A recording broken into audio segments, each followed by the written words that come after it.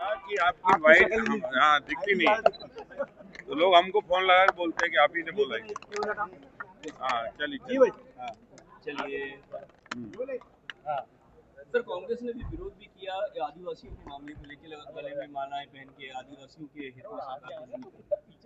देखिए, मध्य प्रदेश की भारतीय जनता पार्टी की सरकार और हिंदुस्तान की नरेंद्र मोदी जी की सरकार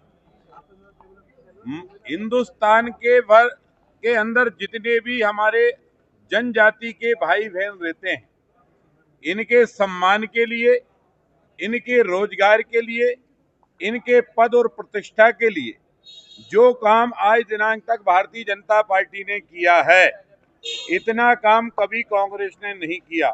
आज भारत के सर्वोच्च पद पर कोई विराजमान है तो जनजाति की बेटी विराजमान है, जो भारत में सत्ता को अंकुश से चलाती है और भारत की सत्ता को जनजाति और गरीब कल्याण के उपयोग के लिए बार बार जन सहयोग के निर्देश देती है।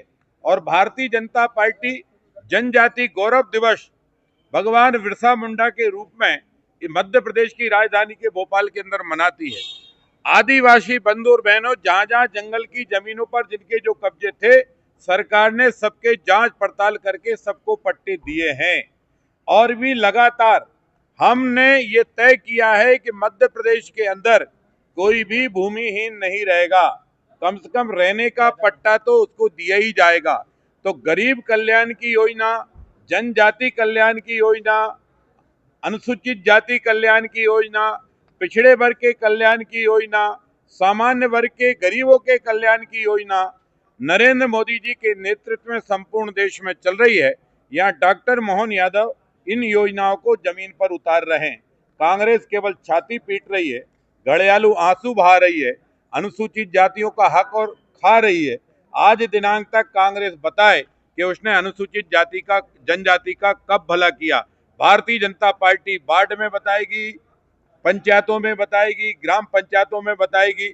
और जल जंगल जमीन के लिए हमने अनुसूचित जनजाति को जो है जनजाति को अधिकृत किया है, उनको लाभ ले रहे हैं। हाँ, कांग्रेसी जरूर जनजातियों की बहन बेटियों से मुसलमानों की शादी करा के उनकी जमीनों पर कब्जा कर रहे हैं, और जिनने धर्म परिवर्तन कर लिया है वहाँ संदेह अवश्य है।